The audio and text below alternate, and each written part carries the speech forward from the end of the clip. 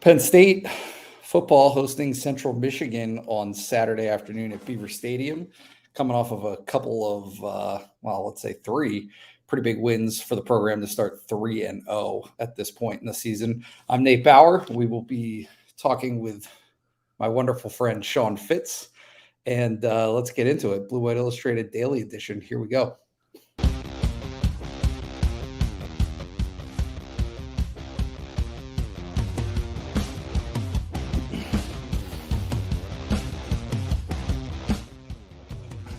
Fitz, what's up, buddy?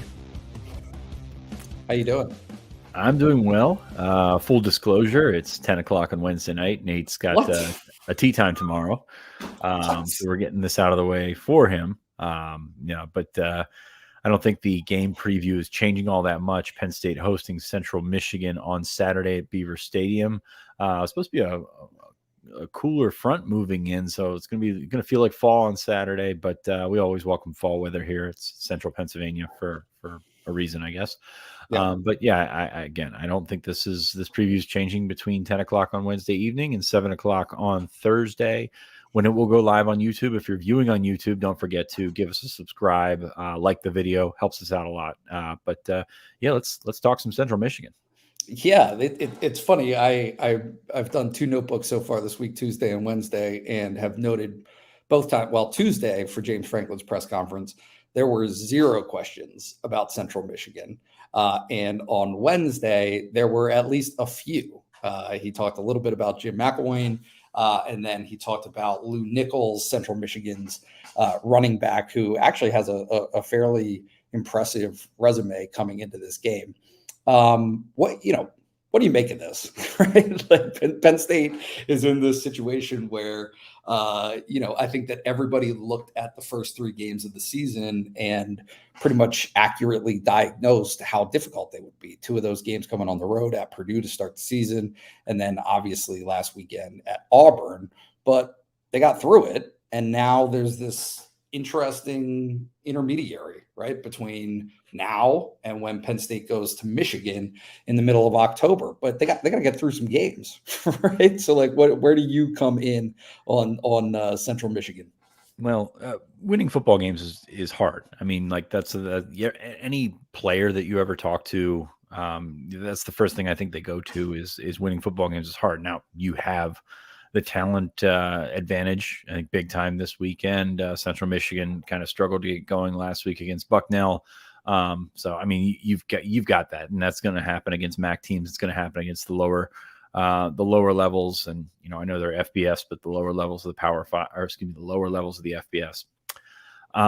But yeah, I mean, this is something they got to turn around and get back on. We had some questions in the live show on Monday night. Is this I don't think a trap game is appropriate here, but could you see a letdown coming? Absolutely, I could. This is an opportunity for Penn State to carry over that momentum. As we've said several times, it just sets up so nicely. Everybody's already looking ahead to Michigan. I know that the 1-0 mantra is certainly something that the Penn State program lives by, but you can't help but overlook, Central Michigan this week, Northwestern next week. Get the bye, get ready, and then come back and get going with Michigan. You can't ignore that it's there, but that's the tough thing, is getting yourself up for this game. I know there's only 12 a year, but getting yourself up for this game, continuing the momentum and the juice that you had in a national environment last week on the road, and really you've cleared those 2 big hurdles there at the front of the schedule and put yourself in a position to be here. So it's time to maximize it. Yeah, I'm going to make a critical error here and spoil the surprise for people. We make our picks at the end. We both have Penn State winning this game. I know.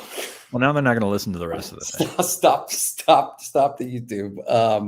No, I think that it's interesting, though, because certainly we expect Penn State to play well and to win this game. Again, I'm going to go back to that FPI and just kind of how Central Michigan has played and what they're supposed to be this year. This is a game that Penn State should win, and Penn State should win big. However, Central Michigan is picked to be involved in winning the MAC, right? And so, yeah, they're 1-2 to start the season, and they have a little bit of a surprise loss against South Alabama. But overall, if you look at a good portion of the ingredients that are on this team, they lost some pieces, but they have a lot coming back, and they have a lot that are expected to be fairly good against that level of competition. It's just a matter of, at least it seems to me, Penn State asserting itself as what it is, right? Like, I mean, there is not a comparison in terms of talent levels in this game. And so can Penn State go out and take care of business and get accomplished what it needs to?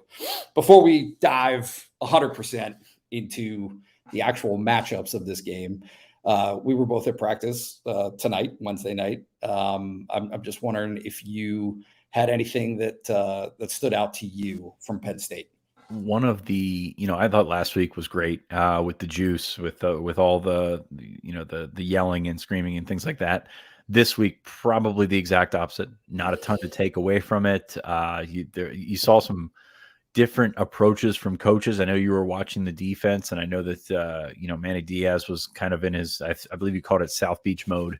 I did. Stubblefield, on the other hand, was not too happy with his guys at receiver when I sat down and listened. So, I think there's you can't go out to 20 minutes of practice and say, oh, there's a lack of focus this week. But I think it's a different energy. But you kind of expect that. Granted, 1-0 mantra says otherwise, but let's be honest, there's a big difference between getting up to go to Auburn and getting up to play Central Michigan. So I think they'll be fine. It's just a matter of execution and cracking down on things. But I don't think there's a ton to take away from Wednesday evening, not only with the practice, but you and I looked at each other after James Franklin spoke and it's like, what did he just say? Like, was there anything in there that was really, appealing to you writing a notebook? I know you were able to piece together sometimes you just make chicken soup, as they say. So I think it's salad, but go ahead. Salad? Yes. Yeah. I'm not a big chicken salad guy. So, but because Izzard Smith-Vilbert, we watched them like we watched Hakeem Beamon last year. They were still in scout team jerseys. Not a surprise. But there wasn't a ton to take away. Some guys were there, some guys were not. Kevon Lee was one of those guys not there for that portion of practice, was back later. James Franklin said he's kind of not sure where that thing stands. Of course, he hurt his knee last week in the win over Auburn, but you've got questions and you've got an opportunity to play some guys, keep some guys fresh, and really just play the schedule at this point. Yeah, I think the most most interesting part of those post-practice press conferences was the fact that there was an airplane flying overhead, and apparently in circles. It was pretty distracting. But anyway, not much to glean from Penn State's practice. Very very briefly, I know we talked about it a little bit on Monday, but Penn State's 3-0. They got through this little portion of the schedule. I was hoping that we could talk a little bit about where you feel like this team is at this point in the season, going into this last game in the non-conference portion of the schedule. It's funny. I was talking to somebody the other day, and I asked that same question. I was like, are you guys ahead of where you think you are? And it's a very casual relationship. I just hear that's such sports writer BS. Just like, addressing where you think you should be versus where you're at. They're pleased with the progress that they've made. I think they're probably a little bit surprised that it came as easily as it did against Auburn.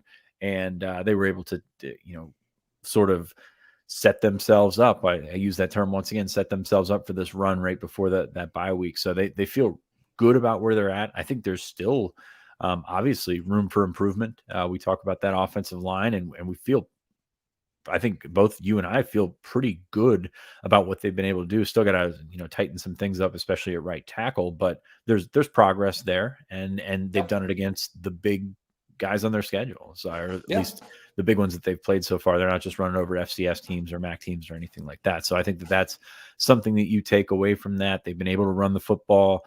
Nick Singleton, I think we kind of forecasted that it would go like this, but you always hold your breath because that's it's an unbelievably big ask of a freshman to come in there and essentially change an offense, change a running game and change an offense. So I think that's the biggest thing defensively. It's the defense I had hoped to see I mean, I don't think we need to get too technical or anything like that, but they were flying around against Auburn, forcing turnovers, as we said, forcing the issue, not really just having the turnovers come to them, forcing the issue.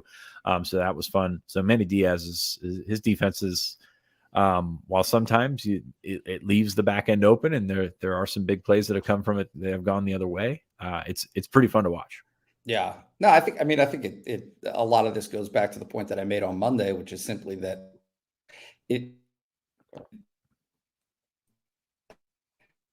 the tone of the season for the past, a little bit of how close all of the games are, right? They've just been locked in all of these close games. Certainly towards the end of the 2020 season, Penn State was able to get a little bit of a cushion in those wins against Illinois and I think Michigan State at the end of the year. But last year, it was just like every single game was close.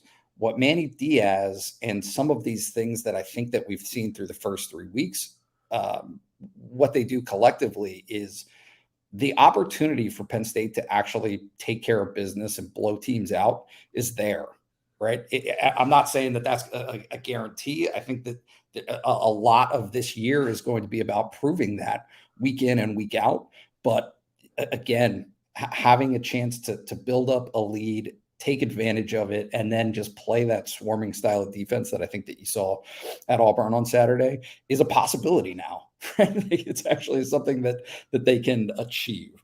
Central Michigan. What before we get out of that, let's talk about Sean Clifford, because we are at the point we're taking it for granted, and that's a really, really good thing for Penn State, because this is a guy that when you play those games that you just talked about, the tight games and keeping things in, the margin of error for Sean Clifford is smaller, and that's when you see those mistakes. He hasn't been put in that position, aside from turning around late against Purdue. He hasn't really been put in that position in the last 2 weeks. So he's feeling more comfortable, and you just see a ripple effect from there. Obviously you'd like to see the receivers be a little bit more consistent, especially after number one and number two.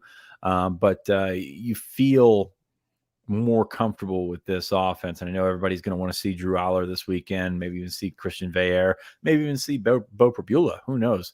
But to see Sean Clifford playing, he's probably the most comfortable that we've seen him for a long, long time. Yeah, and I think it's going to get overlooked. People look at the stat line and say 14 completions on 19 attempts, 178 yards. He had a rushing touchdown, obviously against Auburn.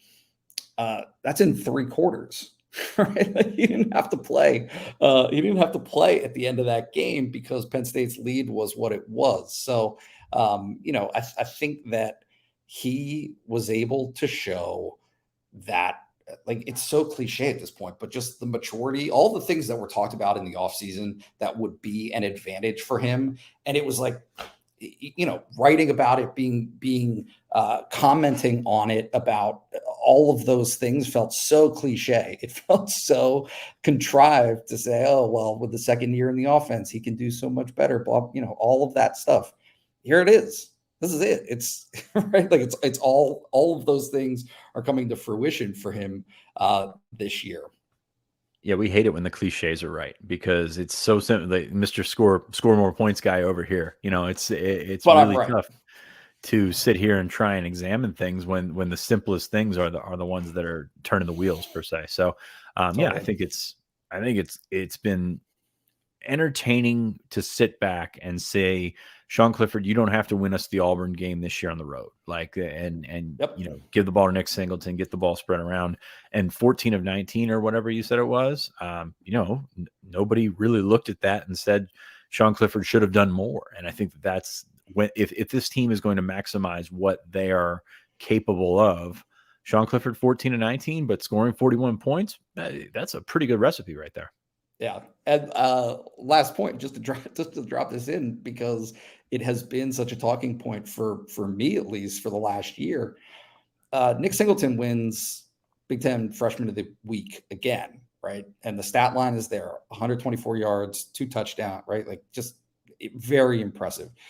He did that on 3 runs, right? Like, it was like he won that acknowledgement, and he won that offer or honor because of what he did on 3 carries. It's just those 3 carries and what he's able to do is what separates him from so many others at his position.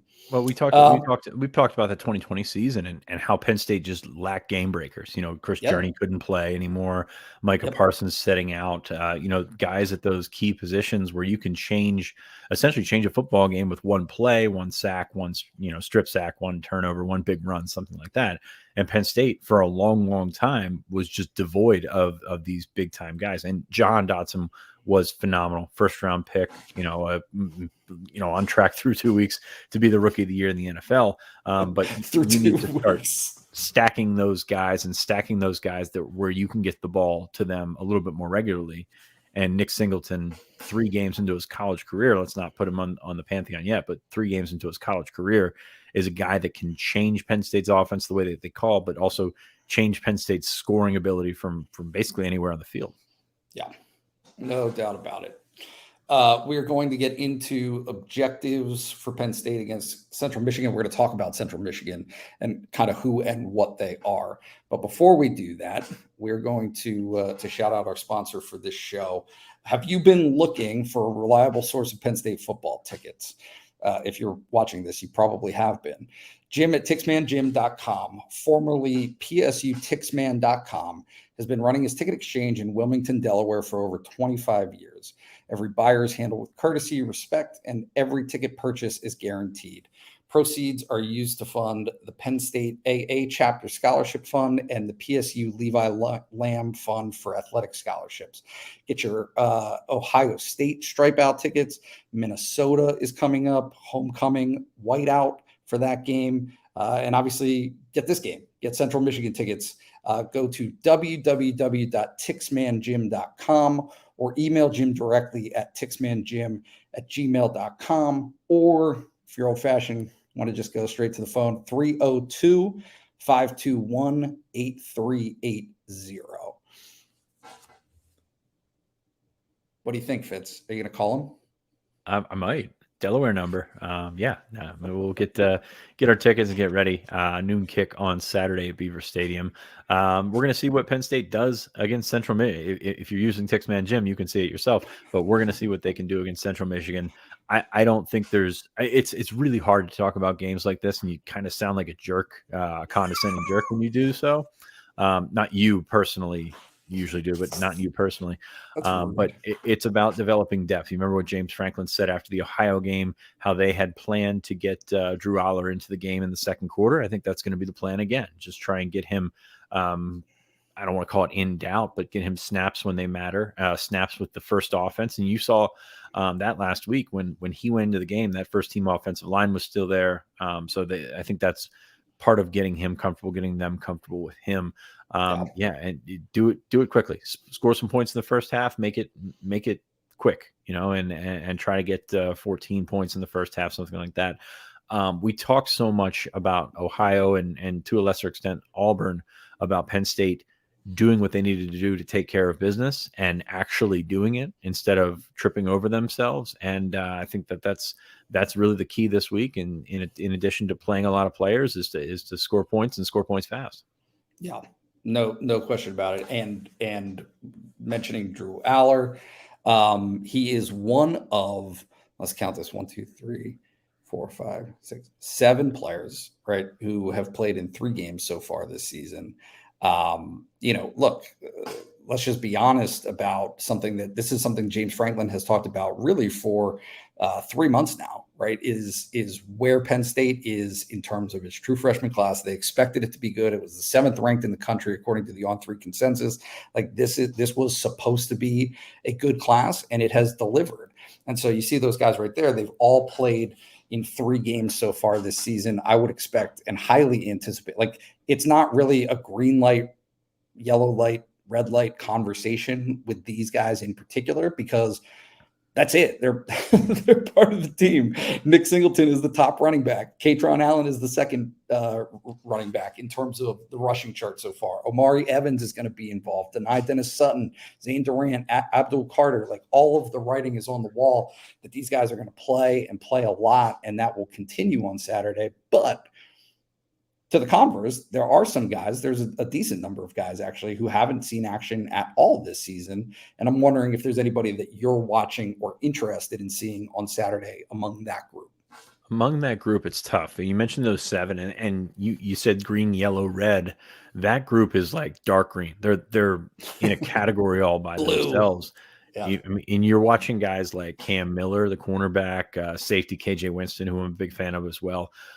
Guys that I think will end up playing, a good bit this season, even if it's just on special teams. And then you've got some decisions to make with guys like Drew Shelton, Caden Saunders, Vega Ione, they really like. And then there's a bunch of those guys that haven't played at all. I'm curious to see if those guys are ready. I mentioned Prabula earlier. Anthony Ivy, saw him get an earful from Taylor Stubblefield earlier this evening. Christian Driver is a very interesting one to me. Penn State's playing him at corner. We haven't heard a real lot about Christian Driver, but Penn State's playing him at corner. I think they're pleased with his progress. Really didn't know what to think about him coming in as a prospect. Looking at some of his athletic numbers or the lack of athletic numbers that they had to come in versus the tape playing against the competition that he played against. I think there was questions about could he hang, and I think they're pleased, and I think we'll see him out there on Saturday. So I don't think it's going to turn pages or anything like that to see another true freshman cornerback out there. But Christian Driver, heck of a football player, a guy that I'll be watching on Saturday, and I think he'll be a guy that they fold in there. Yeah. Well, and I think that the one of the things that James Franklin said on Tuesday was just talking about how you've got that line right now of making decisions on some of these guys. One, to go ahead and play them for the fourth game, right, and more, but also some guys that have those 2 games in or 1 game in who you just kind of have to pick and choose your spots based on what you think your depth is going to look like later in the season, what their development is going to look like.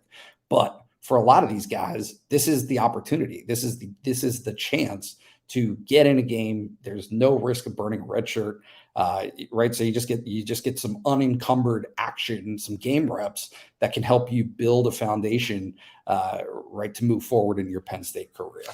Overlooked in that is Drew Shelton played in 1 game. He did not get garbage time looks at Auburn last week, which is very interesting because that's a guy that you think can play right now, but you would rather, like in a perfect world, play him in 4 games, but you got to pick and choose and figure out, do you get 1 drive, 2 drives against Auburn at the end of the game? Does that matter? Does that help his development? Or can you play him half the game against Central Michigan? And I think we saw some of that. So to have Drew Shelton there at 1 game as opposed to 2 games, because that's a big deal. Because you look at later on in the schedule, somebody gets hurt, maybe it's all for naught. Maybe he ends up playing in 7 games. We saw this over the last couple of years. I love this rule, by the way, with the four.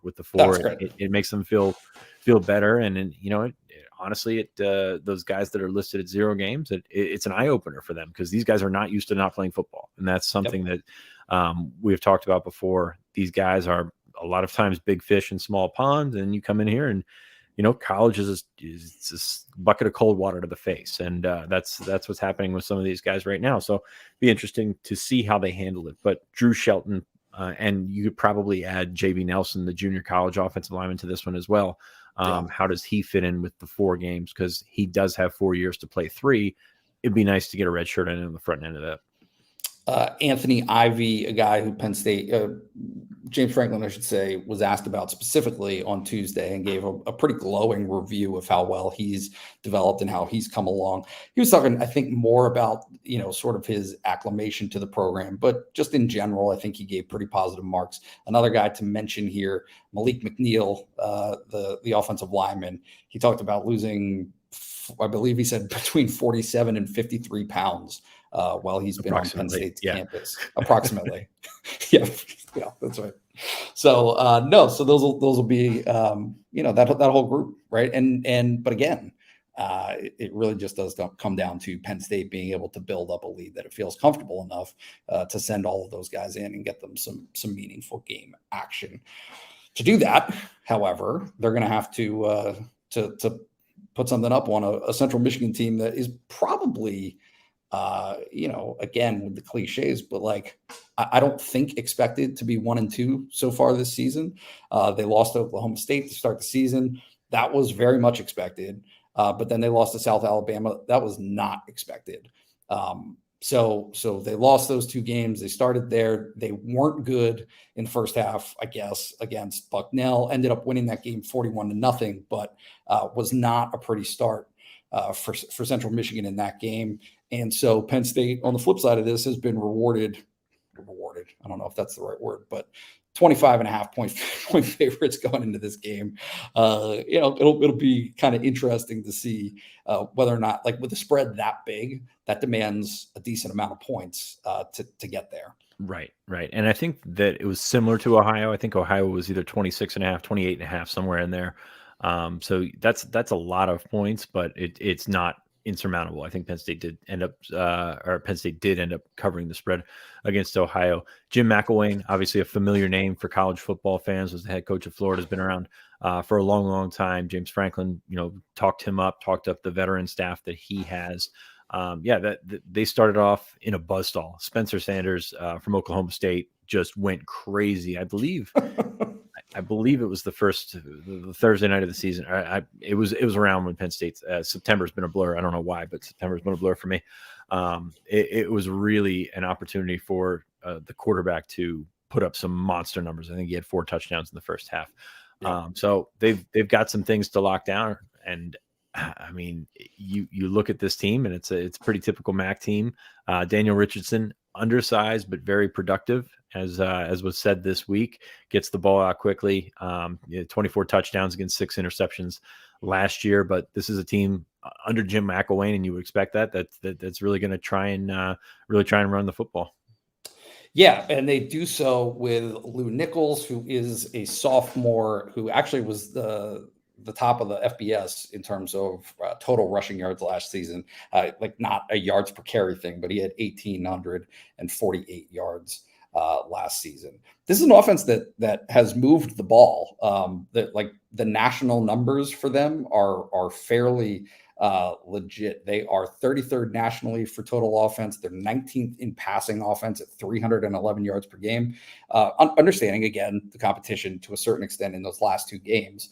9th nationally in first downs. That kind of jumped out to me, right? Is Penn State is a team who likes to get opponents into 3rd and long situations, but actually struggled a little bit last week in the first half in giving up some chunk plays, allowing some first downs in those spots. Central Michigan has 83 first downs in three games. That's a big number. Is that right? That can't be right. I honestly, I think it is. I have not checked those numbers. You wrote the rundown. I'm going to trust. It's my you fault. On that one. No. But in any case, it has to be right. The NCAA stat page would never lie to me. 36.3 points per game. So that's been a very productive offense so far this season. They also throw the ball to Nichols. He is, I think, 4th on the passing chart with 11 receptions for 81 yards. Defensive side of the ball, anybody stand out to you? I mean, not really. I usually watch them on Thursday morning. Full disclosure here, it's obviously Wednesday night, so I haven't seen as much of Central Michigan as I'd liked, or I've probably seen as much as I've liked to see. But yeah, I mean, Thomas Incoom was the guy that James Franklin highlighted, defensive end, 4.5 tackles for loss, 3 sacks so far this season. We've talked about the struggles that Penn State has had, especially at the right tackle position. So he's a guy I could see them lining up and trying to make that matchup an advantage for them. Yeah, they actually they lost a decent amount of players in the transfer portal or to the NFL last season. So some of their best players aren't back this year, which I think is significant, particularly in the passing game. Their pass defense has as you said, against Oklahoma State has not been great. Another guy that they mentioned, safety Trey Jones, who is in that group. He has 16 tackles. When your safety is one of the leading tacklers on your team, that's probably not a great sign for the early part of the year. And then Dante Kent is a sophomore corner who has 3 pass breakups. From Harrisburg High. He's a really good player at Harrisburg High. Yeah. So 10 tackles for him as well. That's a decent amount of tackles there for a corner. So pass game, Sean Clifford, this is definitely an opportunity for him. What stands out to you in a game like this? What do you look for traditionally when Penn State has opportunities like this, where it's facing a matchup that might not be quite up to snuff? Oklahoma State threw for 424 yards a couple of weeks ago. South Alabama went for 337. That's good.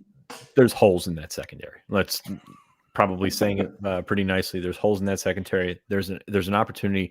Penn State really hasn't pushed the ball down the field, so I wouldn't be surprised if they came out and tried to do that on Saturday, at least from the gate. I obviously you've got a talent disparity there. Penn State's receivers against Central Michigan's the defensive backs. So you feel pretty good about your ability to pass the ball. You throw the ball to your running backs and try and make them shake loose as well. So big advantage when you talk about the outside, but it is another spot where you want to see, and I know we've been harping on those receivers beyond Parker Washington and Mitch Tinsley. We've been harping on those receivers to get up and be a little bit more consistent. So this is an opportunity for them to catch the football as we go back to our simple cliches and baseline things. I mean, you've seen this group, Keandre Lambert-Smith out of the gate struggled with that. Harrison Wallace has struggled with that at times. Malik Mega has struggled with that for a while now. So catch the football and look it in, turn up field, and then you're able to break off a few of those big plays. So I do foresee Penn State being able to hit some big plays, make some exciting pass plays, and get some points off of that instead of Penn State having to rely on its run game. They've already turned into that team. Oh my goodness, yeah, of course, good old tried and true blue collar Penn State football. Central Michigan lost a couple of defensive ends to the NFL last year. Pass rushers, I should say. And so I think that the offensive line, like for all of the success that Penn State had up front last week against Auburn, generated some good pub. Really a lot of people talking about them and talking about how physical they were, which is, again, something that James Franklin brought up on Wednesday, trying to kind of create that physical identity for Penn State football, which, let's be honest, it has not been. It has not been, certainly over the last 2 seasons, but I think you could probably argue going back before that. So not taking a step back for the offensive line in a game where they should be, they should have the matchup advantage, right, against what Central Michigan is going to do up front, I think is very important. On defense, Central Michigan is going to throw the ball a little bit. Can some of the turnovers that Penn State was able to create last week, can that continue? Can you take advantage? Can you cash in? And again, with the first downs, which I'm going to trust myself on this, is the right number. Can you slow that down? Can you keep? Can you force Central Michigan into 3 and outs instead of 6 and outs? Right. I mean, even if it's not. I saw you roll your eyes there. No, even if you're not giving up points, even if you're not giving up a ton of points, can you still get done what you want to get done defensively and maximize the opportunities that you have on the offensive side of the ball? And then go ahead. No, I think it's just about rolling over that confidence. I mean, Penn State's a confident football team right now. And I look at the offensive line and I look at that secondary, and those are 2 groups that can change this game and change it early and, play press coverage on the outside. I know they've had some success throwing the ball. 47 of those first downs have been through the air. But challenge that quarterback, make them throw into tight windows, and good things will happen. So to me, it's this entire team, but those 2 units carrying over that confidence on the offensive line in the secondary. And I think the good things will happen if they play and try and keep that high that they had last week. What do you got? I got Penn State big, 52-10 is what I wrote down. What was it? 46-10 a couple of weeks ago against Ohio. And I think that they can put together a similar game plan if they get those turnovers, which they didn't really get against Ohio, and they still put up those numbers and get comfortable. I want to see Drew Aller in the second quarter. I want to see more guys playing, and I want to see efficiency from the get-go. Penn State kind of stubbed its toe in the second quarter against Ohio, and that's the measuring stick for this game. But they stubbed their toe against Ohio in the second quarter, and really the final tally kind of suffered for it. Probably could have scored 50 points if they were, hitting on all cylinders, but I have them scoring 52 this weekend. Yeah, and I've got 59-17. And bottom line, I don't care at all what the defense does. I mean, if Central Michigan gets the 24 points, whatever, it doesn't really matter as far as I'm concerned, particularly if those points are scored late. For Penn State, to me, again, long form storylines. Can they hang 60? Like, is that a thing that this Penn State offense can do? Right? Can they get there? This should be an opportunity to test that theory, right? Because if they do, again, I think it bodes well for how they can match up and what some of the things that they can do, again, based on what they were able to do in 2016 and 2017, and again in 2019, even 2018, in terms of scoring points per game. If they can establish that, if they can have an offense that's that explosive, that puts up those kinds of points, it bodes very, very well for this Penn State team moving forward. Oklahoma State scored 44 points in that September 1st win. In the first half of that September 1st win over Central Michigan. Ended up 58-44, so it got closer than it should have been. Central Michigan had 22 fourth quarter points. I know you have Central Michigan scoring their points late as well. But I think that number, 28 points in the second quarter, that number is certainly something to look at. And Oklahoma State only scored a touchdown in each of the third and fourth quarters. The way that Penn State's been coaching when their backups are in there, they're looking to score points. I mean, that's been an interesting sort of subplot. Is they're still throwing the football. They want to see what they've got in Christian Veillere. They want to see what Drew Aller's able to do. So they're still looking to score points, and I think that's something worth noting. And I also think that Parker Washington back there as a punt returner, if I don't know if he's going to get the entire look or the entire game with looks back there, but that's an opportunity for Penn State to turn one around quick and I think have some success and maybe get a score out of that. We shall see. Game is at noon on Saturday at Beaver Stadium. Should be a fun day, I think, for most Penn State fans. Seeing on our message board people talking about bringing their kids to this one. Again, we are doing a premium membership to Blue White Illustrated at On3 for $1 for 12 months. I cannot stress this enough. It's the spot. It's the spot now. It's going to be the spot in the future. And so anybody who is watching, I implore you to give it a shot, particularly now that the bearded wonder, Sean Fitz, is in the house. Did they not call you that? Is that not a thing? They call me a lot of things. You call me a lot of things. My wife calls me a lot of things. I kind of all filter that out.